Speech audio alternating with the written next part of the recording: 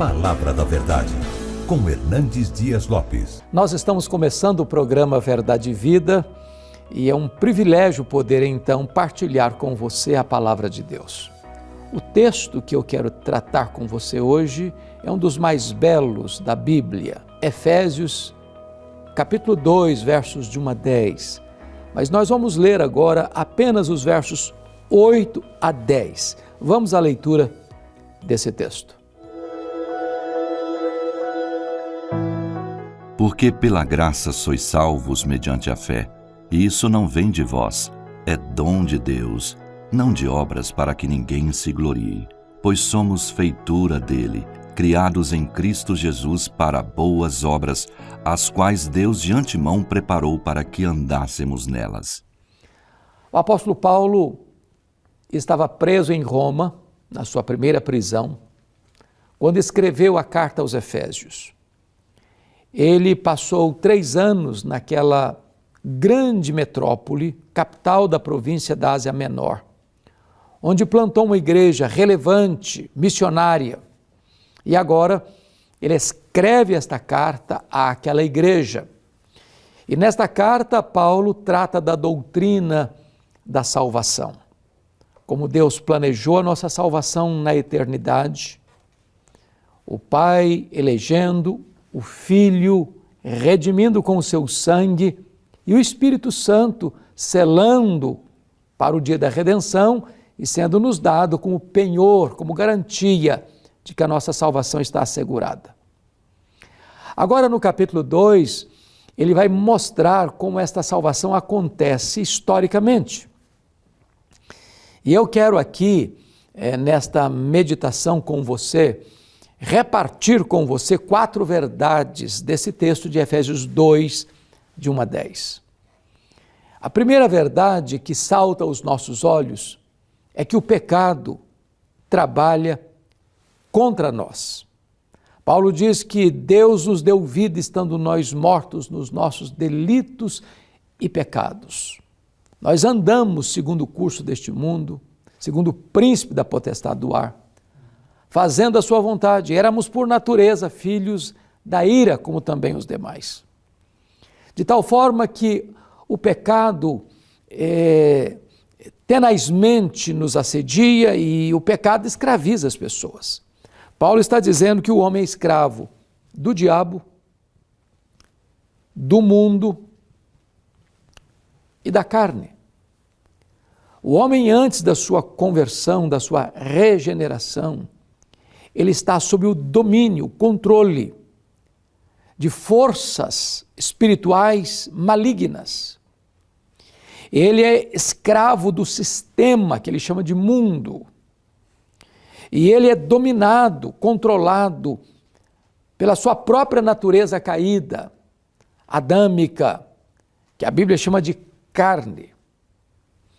Essa escravidão, ela é total, porque o homem não tem condições de livrar a si mesmo, de libertar a si mesmo, de se ver livre dessas amarras, dessas algemas, desse cipoal espiritual. A consequência dessa tríplice escravidão do diabo, do mundo e da carne é que o homem está não apenas depravado, mas ele está também condenado como filho da ira. E Paulo chega a afirmar no verso 1 que o homem está morto nos seus delitos e pecados. Em outras palavras, ou Deus salva o homem, ou ele não pode salvar a si mesmo. Ou Deus traz vida na sua morte, ou o morto não pode ressuscitar a si mesmo.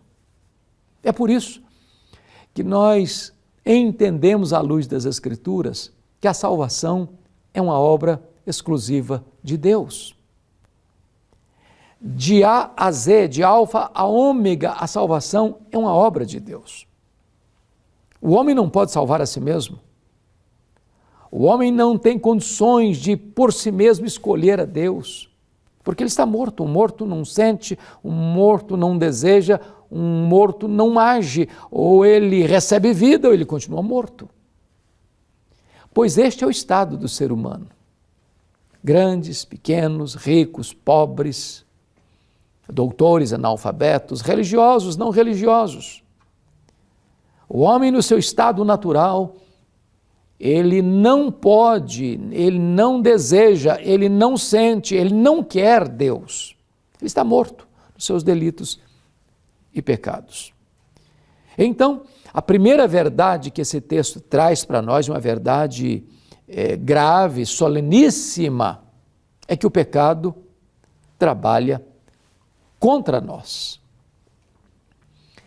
Porém, uma segunda verdade que eu quero enfatizar nesse texto é que se o pecado trabalha contra nós, Deus trabalha por nós. E esta verdade está posta nos versos 4 a 9 desse texto. Mas Deus, sendo rico em misericórdia, por causa do grande amor com que nos amou, estando nós mortos, nos deu vida juntamente com Cristo, pela graça sois salvos.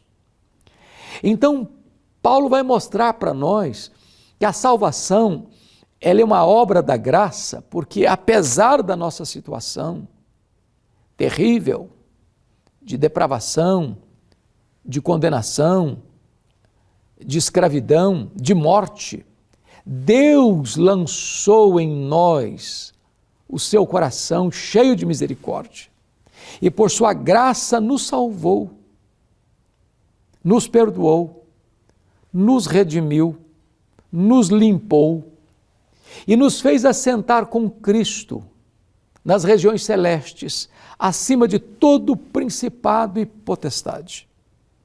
E Paulo vai afirmar: pela graça sois salvos mediante a fé, isso não vem de vós, é dom de Deus, não de obras, para que ninguém se glorie. Aqui tem 3 verdades que eu quero destacar. Primeiro, a graça é a causa meritória da nossa salvação. O que é graça? Qual o conceito bíblico de graça? Graça é um favor, é um dom, é uma dádiva para quem não merece. Me permita ilustrar. Um professor cuidava de alguns alunos muito carentes, de um bairro socialmente muito sofrido, e ele abriu uma classe para ensinar a Bíblia para essas crianças. E elas vinham, domingo após domingo. Aquele professor percebeu que uma das crianças estava com as roupinhas rasgadas, com os pés descalços, numa situação social muito carente. E ele resolveu ir numa loja, comprar roupas, calçados, brinquedos, e começou então a subir um morro onde havia muitos barracos de pessoas também muito carentes. E na medida que ele foi subindo, ele foi surpreendido. Alguém joga uma pedra, atinge a sua cabeça. Ele cai desmaiado, sangrando, e quem jogou a pedrada nele, catou aqueles presentes e levou para casa. Ele voltou, quando melhorou, à loja, comprou novas roupas, novos calçados, novos brinquedos e voltou a subir, até chegar na casa daquele menino. Bateu a porta, o pai, muito constrangido, foi à porta atender e o professor disse: eu vim trazer esses presentes para o seu filho. E o pai, tomado de uma consciência de culpa pelo filho, disse: mas foi o meu filho que jogou aquela pedra no senhor. O meu filho não merece esses presentes.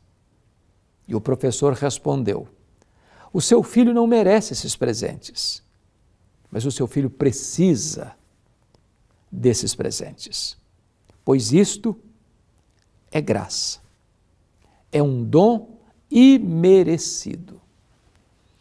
Nós pecamos contra Deus, nós nos insurgimos contra o amor de Deus. Nós tantas vezes ultrajamos a bondade de Deus. E a Bíblia diz que Deus nos amou quando éramos ímpios, fracos, pecadores, e inimigos. Deus prova o seu próprio amor para conosco pelo fato de ter Cristo morrido por nós, sendo nós ainda pecadores. Apesar de nós, Deus nos amou. A graça não vem para aqueles que merecem, porque a Bíblia diz que todos pecaram e destituídos estão da glória de Deus. Não há justo nenhum sequer. Apesar de nós, Deus nos amou. Deus não amou você por causa das suas virtudes, dos seus méritos, mas apesar dos seus deméritos. A causa do amor de Deus por nós não está em nós, mas está em Deus. Pela graça sois salvos, diz o apóstolo Paulo. Isso não vem de vós, é dom de Deus, não de obras, para que ninguém se glorie. Então, a fé é um instrumento de apropriação da graça. A fé é a causa instrumental e não a causa meritória. Não somos salvos por causa da fé, somos salvos por causa da obra de Cristo na cruz, mas nos apropriamos desta obra pela fé. A fé é a mão de um mendigo estendida para receber o presente de um rei. O presente é a vida eterna. A graça é o dom imerecido e a fé é o instrumento de apropriação. Mas agora esse texto nos leva para uma terceira verdade. O pecado trabalha contra nós, Deus trabalha por nós, mas a terceira verdade é que Deus trabalha em nós. Paulo vai dizer no verso 10 que nós somos feitura dele, criados em Cristo Jesus. Deus muda a nossa história, Deus muda o nosso coração, Deus muda a nossa mente, Deus muda a nossa vida, Deus muda o nosso futuro, o nosso destino, Deus transforma a nossa vida, tornamo-nos novas criaturas. A palavra grega aí, feitura, é a palavra poema, a palavra poiel, de onde vem a palavra poema. Nós somos o poema de Deus.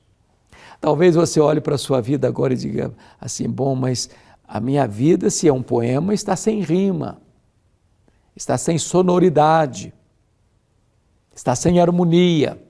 É que Deus ainda está escrevendo, é que Deus ainda está compondo esse poema. Agora Deus está transformando você de glória em glória na imagem de Cristo, Senhor. Então calma, tenha paciência.